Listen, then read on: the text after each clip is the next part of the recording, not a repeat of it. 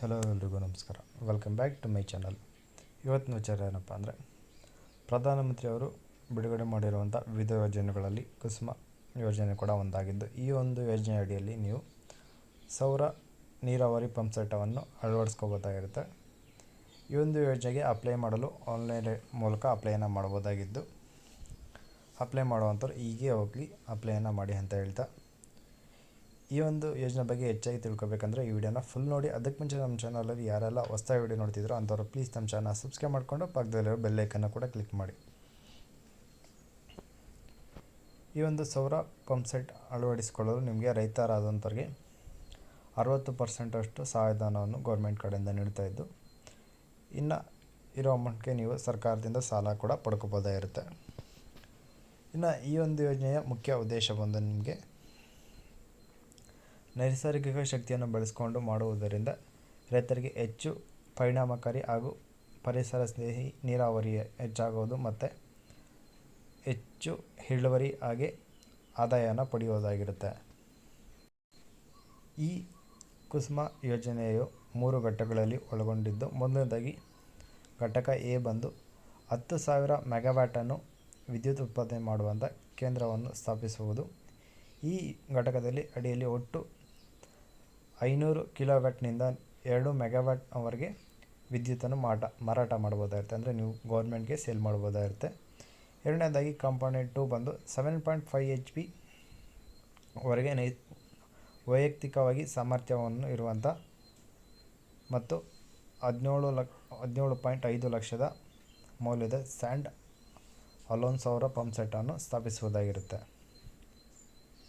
ಇನ್ನು ಮೂರನೇದಾಗಿ ಬಂದು ಕಾಂಪೋನೆಂಟ್ ಸಿ ಬಂದು ತಲಾ 7.5 HP ಬೇಕಾಗುವ ವಿದ್ಯುತ್ ಉತ್ಪಾದನೆಗೆ ಹಾಗೂ ಆರ್ಥಿಕ ಬೆಂಬಲವನ್ನು ಒದಗಿಸಿ ಹೆಚ್ಚುವರಿ ವಿದ್ಯುತ್ತನ್ನು ಮಾರಾಟ ಮಾಡುವುದು ಆಗಿರುತ್ತೆ.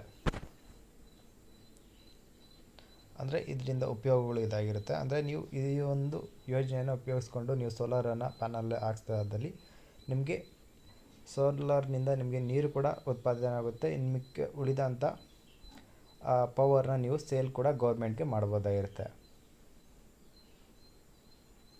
ಇನ್ನು ಯಾವೆಲ್ಲ ಪ್ರಯೋಜನಗಳಂತ ನೋಡೋದಾದರೆ, ಸರ್ಕಾರವು 60% ಸಹಾಯಧನ ನೀಡ್ತಾ ಇದ್ದು, ಒಟ್ಟು ಇರುವಂಥದ್ರಲ್ಲಿ ಇನ್ನು ಮಿಕ್ಕುಳಿದಂಥ 30% ಸಾಲನ ನಿಮಗೆ ಬ್ಯಾಂಕ್ ಕಡೆಯಿಂದ ಪಡಿಬೋದಾಗಿರುತ್ತೆ.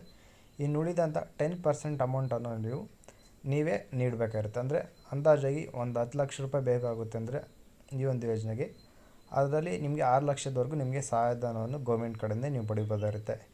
ಇನ್ನು ಮಿಕ್ಕ ಉಳಿದಂಥ 4 ಲಕ್ಷದಲ್ಲಿ 30% ಅಂದರೆ 3 ಲಕ್ಷದವರೆಗೆ ನೀವು ಸಾಲನ ಬ್ಯಾಂಕ್ ಕಡೆಯಿಂದ ಪಡಿಬೇಕಾಗಿದ್ದು, ಇನ್ನು ಮಿಕ್ಕಿಳಿದಂಥ 10% ಅಂದರೆ 1 ಲಕ್ಷ ಅಮೌಂಟನ್ನು ನೀವು ಅಪ್ಲೈ ಮಾಡ್ತಿರೋ ಅಂದರೆ ಹಾಕ್ಸ್ಕೊತಿರೋ ಅಂಥವ್ರು ಈ ಒಂದು ಯೋಜನೆ ಸೋಲಾರು ಅವರು ಪೇ ಮಾಡಬೇಕಾಗಿರುತ್ತೆ.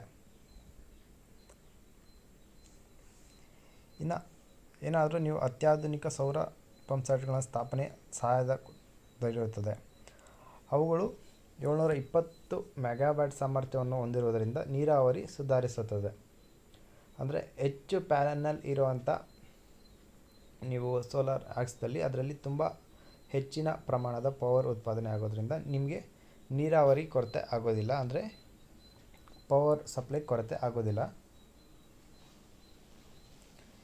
ಇನ್ನು ಮೂರನೇದಾಗಿ ವಿದ್ಯುತ್ ಸ್ಥಾವರಗಳಲ್ಲಿ ಉತ್ಪಾದಿಸುವ ಹೆಚ್ಚು ವಿದ್ಯುತ್ ಅನ್ನು ನೇರವಾಗಿ ಸರ್ಕಾರಕ್ಕೆ ಮಾರಾಟ ಮಾಡುವುದು, ಅವುಗಳನ್ನು ನೀಡಲಾಗಿ ಇದರಿಂದ ರೈತರಿಗೆ ಹೆಚ್ಚು ಆದಾಯವನ್ನು ಪಡಿಬೋದಾಗಿರುತ್ತೆ. ಹೇಳಿದಾಗೆ ನಿಮಗೆ ನೀರಿನ ಜೊತೆಗೆ ನಿಮಗೆ ಪವರ್ ಕೂಡ ಸೇಲ್ ಮಾಡೋದ್ರಿಂದ ನಿಮಗೆ ಅಮೌಂಟ್ ಕೂಡ ಸಿಗುತ್ತೆ. ಇದನ್ನು ನೀವು KEBಗೆ ಅಂದರೆ ನೀವು ಕರೆಂಟ್ ಪಡ್ಕೊತೀರ ಅಂತ ಆಫೀಸ್ಗೆ ಕೂಡ ನೀವು ಸೇಲ್ ಮಾಡ್ಬೋದಾಗಿರುತ್ತೆ. ಅಂದರೆ KEBಗೆ ಸೇಲ್ ಮಾಡ್ಬೋದಾಗಿರುತ್ತೆ ನೀವು ಪವರ್ನ.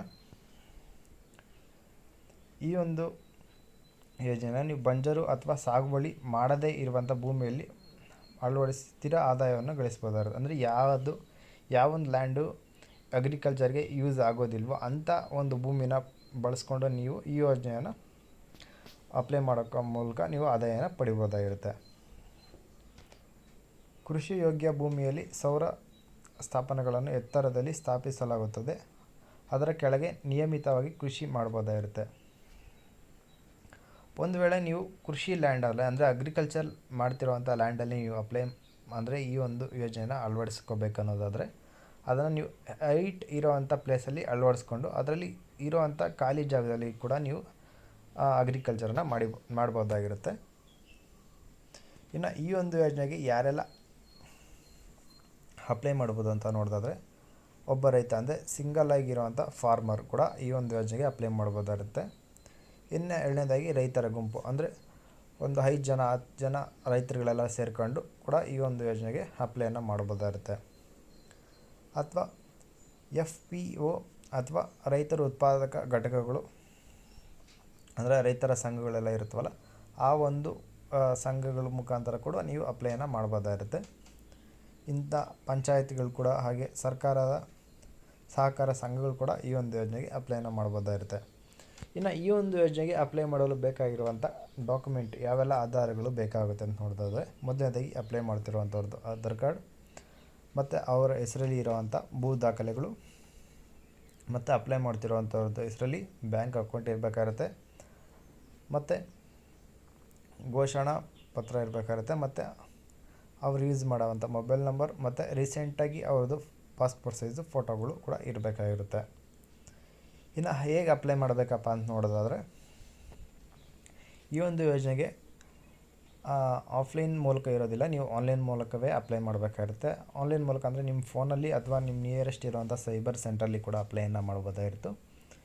ಅಪ್ಲೈ ಮಾಡೋವಂಥವ್ರು pmkusma.mnre.government.in ಈ ಒಂದು ವೆಬ್ಸೈಟಲ್ಲಿ ಹೋಗಿ ಅಪ್ಲೈಯನ್ನು ಮಾಡಬೇಕಾಗಿರುತ್ತೆ.